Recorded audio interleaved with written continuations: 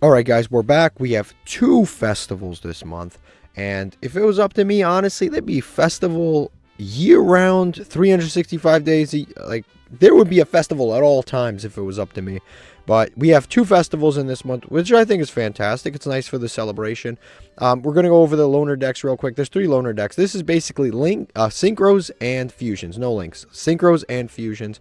Kind of an interesting combination. 2 combinations, I would say, really don't get blended all too often.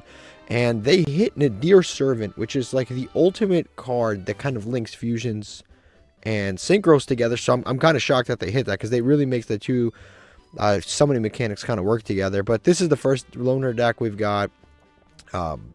This is basically Witchcrafter. This deck's okay. It has a really good advantage loop, but not a huge payoff. You've also got the Earthbound Immortal cards. This archetype is, again, another one that's just kind of okay. It's a little bit underpowered compared to some of the other stuff available to you. But it's still, I think it's a serviceable deck. Really nice, like, strong boss monsters, but just generally effect-wise not the best. This is probably the best of the 3 loner decks. I don't know why, well, I do know why they squeezed in this Psy-Frame package, but this is the deck that just naturally is a fusion and synchro deck. Like, this is what the deck does anyway. It really is it's really a synchro deck, but it has to go into these one singular fusion monster regularly. Other than him, this is pretty much a pure synchro deck. You don't even need the Psy-Frame package. It's cool that they just have it for you. I guess that's like kind of cool, because if you go second, now before we get started with the decks that I think are the top 5 decks, would you like to make your Master Duel experience a whole lot better? Are you ready to take your Yu-Gi-Oh! Master Duel play experience to a new level? The Untapped GG Companion is here for you. Use the deck tracker to know exactly what cards you have in your deck, and to go over any cards you aren't familiar with yet by hovering over them. It instantly updates when you draw a card, and automatically hides if you check your extra deck or graveyard. This is the perfect tool to help you master a new deck.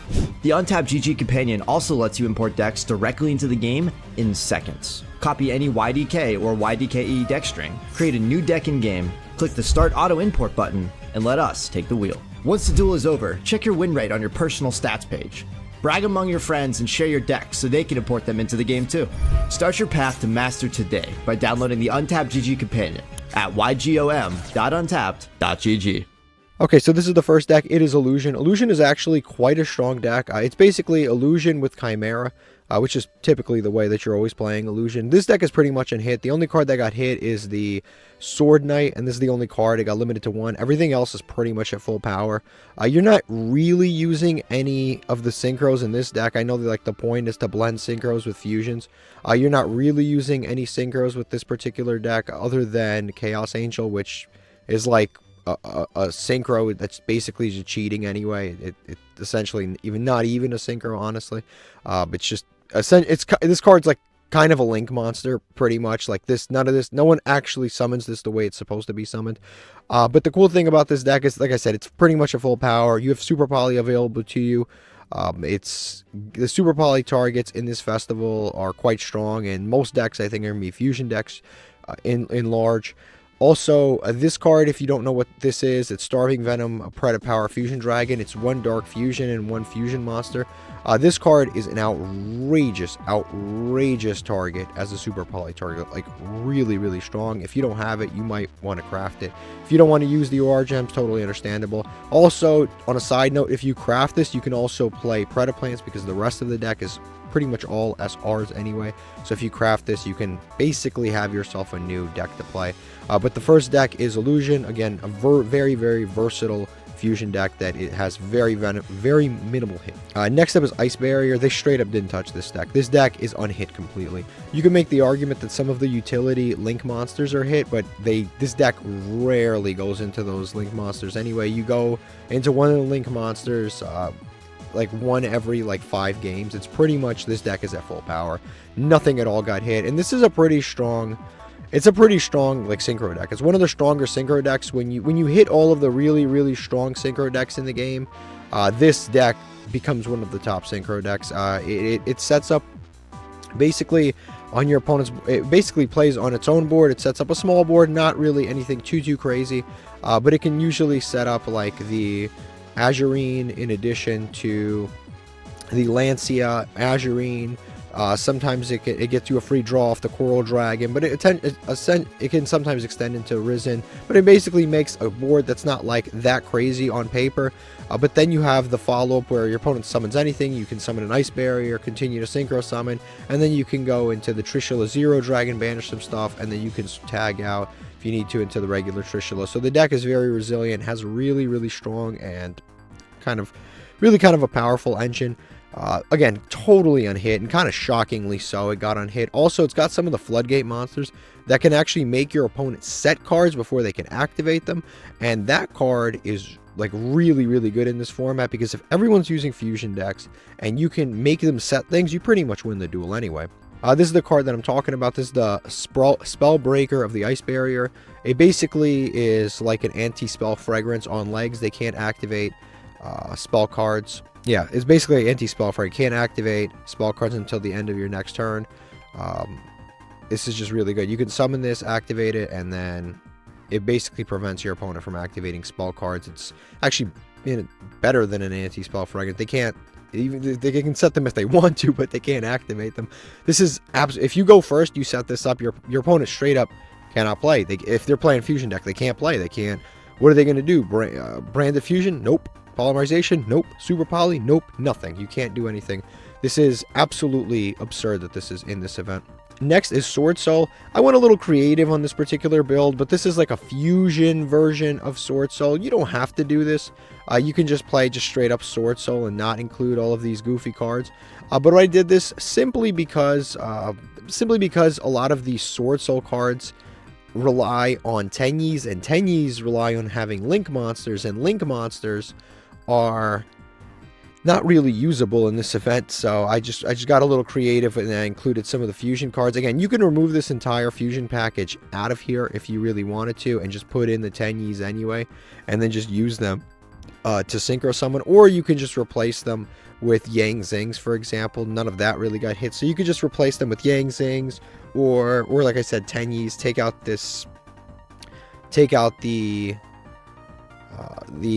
Fallen of Valbas package. But I think Fallen of Valbas is actually quite cool. It's quite versatile to have with Incredible Ecclesia, because you can special Ecclesia and then tag her out into Fallen of Valbas, activate the effect, and you can actually either bait your opponent into a fusion summon, or you can simply, if you bait them, fusion summon, that's great. If they negate it, that's even better, because then you could just like normal summon Moyi and then go on as if nothing happened. And if you go first, this is also really good, because during your opponent's turn, because it's a quick effect, you can tag out again into Fallen of Valbas and pretty much have it as like an interruption, because you can always summon a Mirror Jade. But like I said, if you don't want to do that, you could just put in all the Tenyis. They're never hit on any festival. The only problem is, again, you can't make link monsters out of them, which is kind of the way that fraction of the deck is usually played, but you can still synchro summon them with them. Alright, next up is darklord Despia. Technically, this is darklord Despia / Thunder Dragon, but we're not really using Thunder Dragon, we're just using Colossus. We're just summoning it and basically summoning it for free. But this is another deck that's kind of interesting. This is Despia. Despia is actually a really, really fun deck, but on its own, it doesn't really survive, so you have to mix it. Well, Despia, yeah, you have to mix Darklords with the Despia deck. And like I said, the deck can actually do a lot. The boss monsters for Darklord are actually quite strong. They're difficult to out. By boss monster, I mean the first Darklord. It destroys all cards your opponent controls if you use Morningstar as material, which is actually quite nice. Right here, destroy all cards, and he basically OTK him. It's 4,000 attack, destroys everything. Pay 1,000, special summon a fairy from your hand or graveyard in defense. All of the Despia cards, not the branded cards, the Despia cards are actually fairies. So this was originally its own archetype, and then kind of Fallen of Valbas came out and then made them dragons and stuff like that. But Despias themselves are actually fairies. But like I said, you can play those, and if you use the Morningstar's fusion material, you get a bunch of bonus effects. But Despias are kind of cool. They can do tricks where they can use their own spell cards out of the graveyard by paying life points. And then their spell cards in general are kind of broken, because they may say once per turn, but like for example, this card, you can special summon a Darklord from your graveyard, but also if you use the effect of Ixchel to target a spell card and apply it, this once per turn actually is not once per turn, because you can get away with using this effect twice in one turn, once on the field and then once in the graveyard.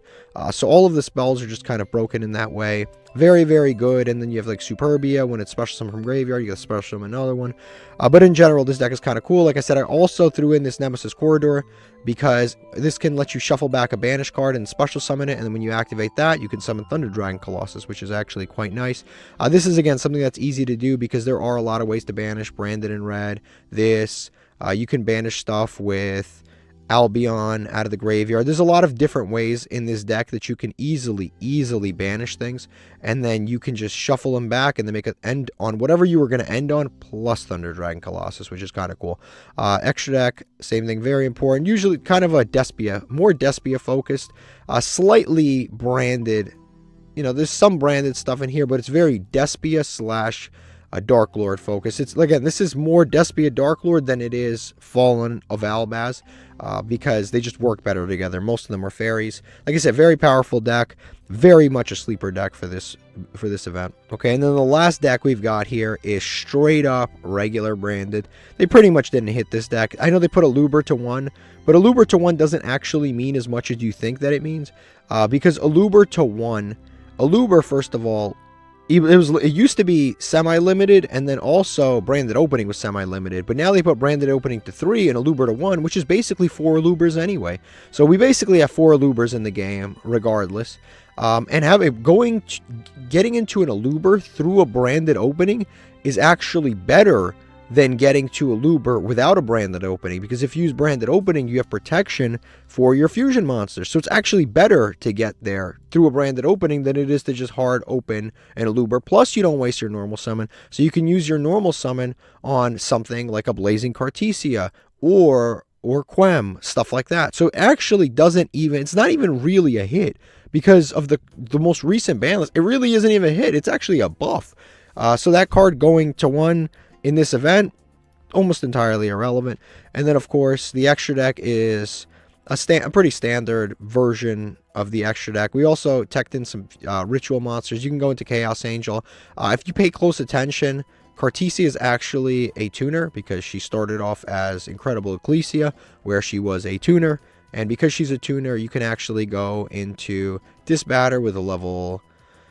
with any of the level 6s, you can go into that with Chaos Angel, and then you can also go into this, but it takes a little bit of tricks to get into this because you have to summon a level 8. So basically, you have to go Blazing Cartesia plus, like, what's his name? This guy, like Bestial Lubellion, or any of the level 8 monsters out of the extra deck. So it requires a little bit of trickery, a little bit of a game there, but you can still do it, which is kind of cool. But honestly, this deck is probably going to be the strongest deck, although there's definitely a lot of counterplay that you can do. Now, let me know what you guys are playing in the festival. I know that you guys probably have some crazy decks cooked up. Let me know in the comment section down below what deck you're playing, because there's definitely something I missed. I really had to sift through this one. This was one of my more difficult, like, top 5 decks that I've had to make, because the Synchro and the Fusion summoning mechanics are actually really difficult to come up with a combination for. They really actually are. There are not 2 types that really were meant to be played together. So if you have some crazy one that you cooked up, please let me know in the comment section down below, and thank you for watching. La la la la la la la la la.